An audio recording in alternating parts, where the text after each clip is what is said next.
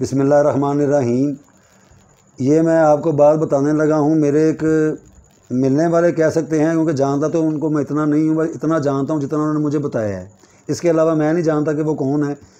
वो रहते हैं जर्मनी में। जर्मनी से इस एक मरतबा ऐसे बैठे बैठे मुझे फ़ोन कॉल आई, तो उनसे सलाम दुआ हुई। उन्होंने कुछ बातें मुझसे पूछी कि मुझे आप जादू के बचाव के लिए कुछ वजीफ़ा बता दें, कोई अमल बता दें, या ऐसी कोई चीज़ हो जो मेरी हिफाजत कर सके। तो मैंने उनको अल्लाह की चीज़ें बताई। हमारे चैनल के अंदर भी काफ़ी सारे वजीफ़े मौजूद हैं। मैंने कहा आप यहाँ से भी किया करें, और भी जो तरीक़ेकार थे मैंने सारे बता दिए।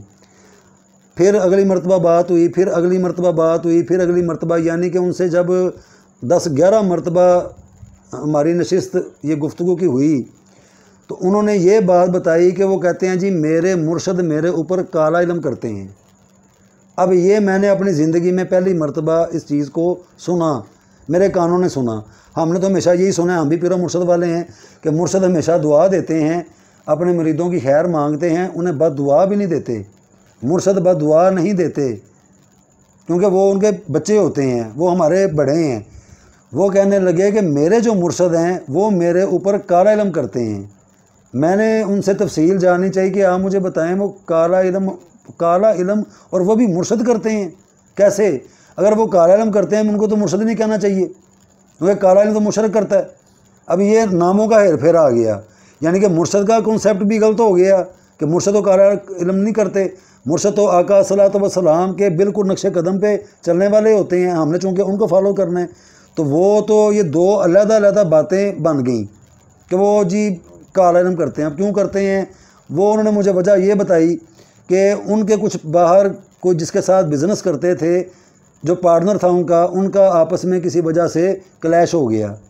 अब कुछ पैसे उस बंदे की तरफ निकलते थे, जो बंदा मुझे फ़ोन करता है ना, उस बंदे के पैसे निकलते थे दूसरे बंदे के पास। उसने कहा मैंने आपको पैसे नहीं देने, आपने जो करना है आप कर लो। अब जर्मनी का कानून मुझे नहीं पता, वो बताते हैं कि बड़ा सख्त किस्म का है, वो सबूत मांगते हैं, पता नहीं क्या कुछ मांगते हैं, फिर कहीं जाके आपकी सुनवाई होती है। उन्होंने अपने जो उनके मुर्शद थे उनसे दुआ का कहा कि आप बाबा जी ये फ़लाना बंदा है, मैंने इनसे पैसे लेने हैं, मैंने इसे काम छोड़ दी है, आप दुआ करें, मेरा 27 लाख रुपये है, ये मुझे वापस कर दे। अब अल्लाहु आलम बिस्सवाब, बाबा जी ने दुआ की, बाबा जी ने दुआ नहीं की, ये अब उनका और उनके बाबा जी का जो उनके मुर्शद हैं उनका मामला है, हमें तो इन बातों का नहीं इल्म। होता ये है कि वो बंदा पैसे देने पे राज़ी हो जाता है, यानी कि वो 27 लाख रुपया वो जिस बंदे को देना ना, उसने 27 लाख रुपया उसको दे दिया। अब उसने अपने दिल में ये बात कही, यानी कि बाबा जी को नहीं पता, मुर्शद को नहीं पता, अल्लाह को गवाह करके ये बात कही कि मैं जब भी पाकिस्तान गया मैं अपने मुर्शद को नई गाड़ी लेकर दूंगा। अब ये अल्लाह की और उस बंदे की बात हो रही है, बाबा जी को कोई नहीं पता। खैर कोई साल गुजरा, वक्त लगा उसको, वो पाकिस्तान में आया, पाकिस्तान आ गए, उसने शोरूम में बाबा जी के लिए मेहरान गाड़ी पसंद की, नहीं वो शोरूम के अंदर खड़ी थी। फिर वो बाबा जी को वहाँ पर शोरूम पे लेके आया। अब उसी शोरूम पे साथ एक मर्सिडीज़ भी बिकने के लिए लोग उसको भी चेक कर रहे थे, मर्सिडीज़ को। अब मेहरान और मर्सिडीज़ ये दोनों का आपस में गाड़ियों का बहुत ज़्यादा फ़र्क है। मेहरान जो है वो तो उसके पसंद भी नहीं है मर्सिडीज़ के। अब वो बाबा जी को लेके आया, उसने कहा बाबा जी आप ये ड्राइविंग सीट पर बैठ जाएं। अब बाबा जी को ये नहीं समझ आ रही कि ये मेरा जो मुरीद है ये क्या कर रहा है, ये पहेलियाँ मुझे बुझा रहा है। अब वो ड्राइविंग सीट पे बैठ गए तो उसने खुशखबरी ये सुनाई कि बाबा जी ये गाड़ी आपकी है, ये अब ये आपकी है, आपने चलानी है, सारा कुछ ये अब आपका ही है, ये मैं आपको अपनी खुशी से दे रहा हूँ। अब बाबा जी बैठे, उन्होंने गाड़ी में देखा, उन्होंने साथ जब देखा वो मर्सिडीज़ खड़ी, कोई जैसे कोई और कस्टमर आया हुआ था उसको चेक कर रहा था। बाबा जी कहने लगे मैंने इसमें बैठना है। उन्होंने कहा यार ये मेरे बुज़ुर्ग हैं, ये थोड़ी देर बस गाड़ी में बैठना चाहते हैं, आपकी मेहरबानी ज़रा बुरा ना मनाइएगा, तो आप उनको ज़रा कहें कि ज़रा हमारे बाबा जी गाड़ी देख लें। वो बाबा जी जब मर्सिडीज़ में बैठे, अब उसका गर्मी के दिनों में एयर कंडीशन भी चल रहा था। अब बाबा जी मुरीद को कहते हैं कि मैंने ये नहीं लेनी, मैंने ये लेनी है। मतलब वो जो बाबा जी को मेहरान दे रहे थे उन्होंने कहा मैंने ये नहीं लेनी, मुझे ये पसंद नहीं, मैंने ये लेनी है। अब वो जो मुरीद है वो कहता है इतने तो मेरे पैसे भी नहीं जितने उसने मेरे देने थे, मैं मतलब कैसे ले दूँ इनको मर्सिडीज़। उसने कहा बाबा जी मेरी औकात नहीं है, मैं आपको ये नई गाड़ी लेके दे रहा हूँ। आप कहते नहीं मैंने लेनी है तो मैंने यही लेनी है। अब यहाँ पे उनकी आपस में क्लैश हो गया वहीं पे ही।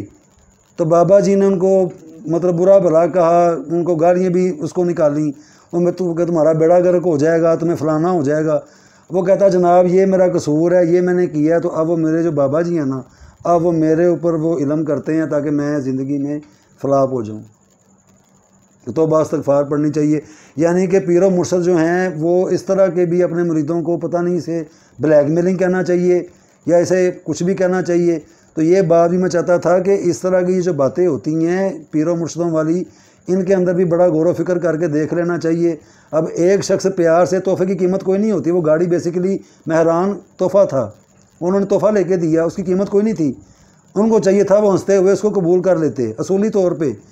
तो मुझे चूँकि इस बात का ये दुख हुआ कि अब वो बेचारा अपने इलाज मुआवजे के ऊपर बाबा जी के हथियारों जो वो वेपन बनाते हैं उसको नुकसान पहुंचाने वाले, पता नहीं वो कहाँ से दर बदर की ठोकरें खाता खाता मुझ तक वो पहुंचा। तो फिर वो मुझसे भी वो मतलब इलाज की वो तवक्को रखता है कि मेरा इलाज हो जाए, या मुझे बीमारियाँ आ जाती हैं, मुझे फलाना हो जाता है, मुझे ख्वाब में आगे को थप्पड़ मार देता है, मुझे ख्वाब में आगे वो चीज़ें डराती हैं। तो ये मतलब बातें ना ज़ेबा हैं, अच्छी नहीं हैं, ये बुरी बातें हैं। तो है उनका और उनके बाबा जी का पता नहीं अब क्या बना या क्या हुआ, वल्लाहु आलम। तो लेकिन उनको वजीफ़े वगैरह बता दिए थे। तो ये बात करने का मकसद ये होता है कि बाज़ औक़ात आप अच्छा कर रहे होते हैं किसी के साथ तो उसके लिए वो गलत हो जाता है। अब वो ये पछताता है कि मैंने गाड़ी की मतलब ये बात मैंने की भी क्यों, अच्छी बात उसके लिए गलत बन गई।